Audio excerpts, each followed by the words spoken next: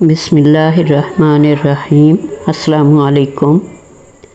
آج میں آپ کے ساتھ ایک ایسا واقعہ شیئر کرنے جا رہی ہوں جو حضرت مالک بن دینار رحمہ اللہ سے منسوب ہے۔ یہ واقعہ وعظ و نصیحت کی بعض کتابوں میں نقل کیا جاتا ہے، البتہ اس کی مضبوط سند ثابت نہیں، لیکن اس میں ایک ایسا سبق ہے جو ہر مسلمان کو اپنی زندگی پر غور کرنے کی دعوت دیتا ہے۔ کہا جاتا ہے کہ حضرت مالک بن دینار رحمہ اللہ اپنی زندگی کے ابتدائی دور میں عبادت سے غافل تھے۔ وہ دنیا کی رنگینیوں میں کھوئے رہتے تھے۔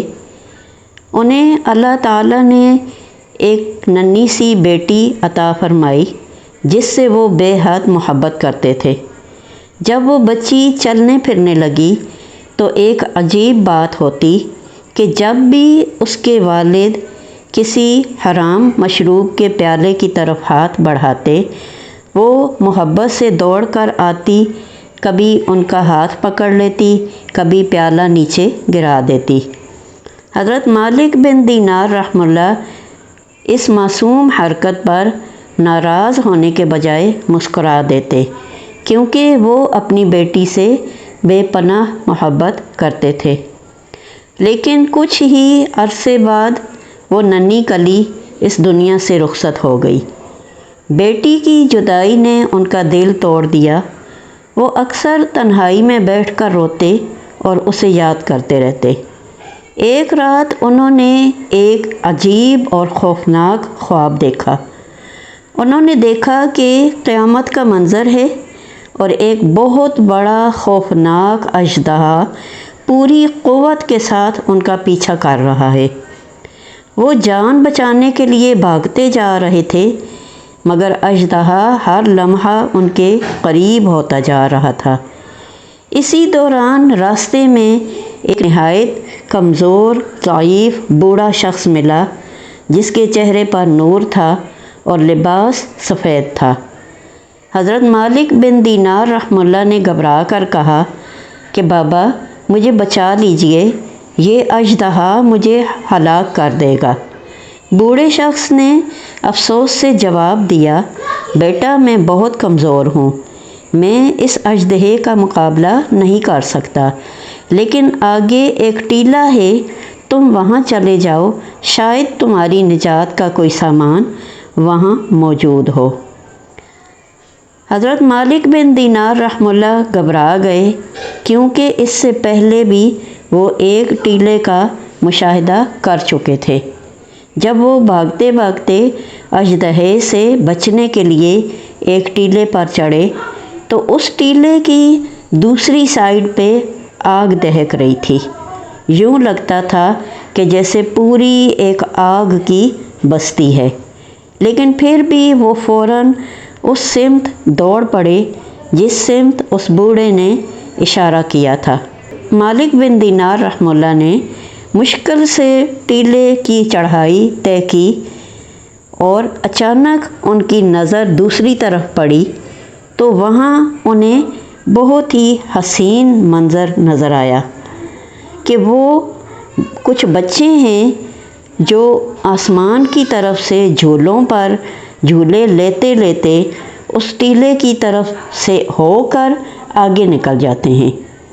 اب وہ حیران پریشان کھڑے تھے اور پیچھے اژدہے کی طرف دیکھتے تھے اور دوسری وادی جو آگ کی تھی اس کی طرف دیکھتے تھے، اور جہاں وہ کھڑے تھے وہ درمیان کی جگہ تھی۔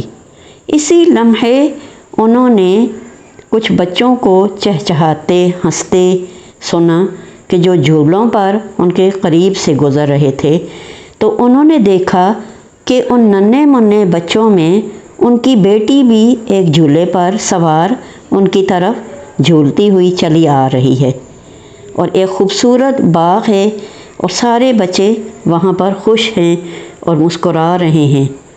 تو انہوں نے جب اپنی بیٹی کو دیکھا تو انہوں نے اس کی طرف اپنا ہاتھ بڑھایا۔ بچی نے جھولے میں سے اپنا ہاتھ ان کی طرف بڑھایا اور جھولا ہلکارے لیتا جیسے ہی ان کے قریب آیا، بچی نے اپنے ننھے سے ہاتھ کے ساتھ ان کا ہاتھ مضبوطی سے پکڑا اور انہیں کھینچ کر اپنے ساتھ جھولے پر بٹھا لیا۔ یہی وہ لمحہ تھا کہ جب حضرت مالک بن دینار رحمہ اللہ کی آنکھ کھل گئی۔ حضرت مالک بن دینار رحمہ اللہ کی جب آنکھ کھلی تو وہ شدت سے رو پڑے، اور اس وقت فجر کی اذان مسجد سے آواز آ رہی تھی۔ وہ فوراً اٹھے، انہوں نے اپنا شاہانہ لباس اتارا اور انہوں نے غسل کیا اور وہ مسجد کی طرف دوڑ پڑے۔ انہوں نے وضو کیا، فجر کی نماز پڑھی اور امام صاحب سے اپنے خواب کا اظہار کیا۔ امام صاحب نے جب خواب سنا تو انہوں نے فرمایا کہ آپ کے گناہ اتنے زیادہ بڑھ گئے ہیں کہ وہ ایک ہولناک اژدہے کی شکل اختیار کر چکے ہیں، اور صورتحال یہ تھی کہ وہ اژدہا آپ کو اس آگ کی وادی میں پھینک ہی دیتا، لیکن آپ کے جو مختصر سے نیک اعمال تھے، جو اگرچہ ایک ضعیف بوڑھے کی شکل میں تھے لیکن وہ تھے، تو اس شخص نے، جو کہ آپ کے نیک اعمال تھے، اس شخص نے آپ کو ایک ایسی وادی کی طرف راغب کیا کہ جہاں پر آپ کی امانت، آپ کی بچی موجود تھی۔ تو اس بچی نے آپ کو اس جہنم کی گھاٹی سے بچا کر جنت کی طرف لے گئی۔ اسی دن انہوں نے سچی توبہ کی، دنیا کی غفلت چھوڑی اور اپنی پوری زندگی اللہ تعالیٰ کی اطاعت اور عبادت میں گزار دی، یہاں تک کہ وہ اپنے زمانے کے عظیم زاہدین میں شمار ہونے لگے۔ اس واقعے سے ہمیں یہ سبق ملتا ہے کہ ہم ہر روز کوئی نہ کوئی اچھا عمل کرتے رہیں۔ ہر اگلا دن ہمارے پچھلے دن کی بنسبت اچھا ہو۔ ہر نیکی ہمارے لیے طاقت بن رہی ہوتی ہے اور ہر گناہ ہمارے خلاف ایک دشمن بن سکتا ہے۔ اس لیے ہمیں چاہیے کہ اپنی نمازوں کی حفاظت کریں، اللہ تعالیٰ سے سچی توبہ کریں اور زیادہ سے زیادہ نیک اعمال جمع کریں۔ اللہ تعالیٰ ہمیں اپنے اعمال درست کرنے، گناہوں سے بچنے اور اخلاص کے ساتھ اپنی عبادت کرنے کی توفیق عطا فرمائے۔ آمین۔ السلام علیکم۔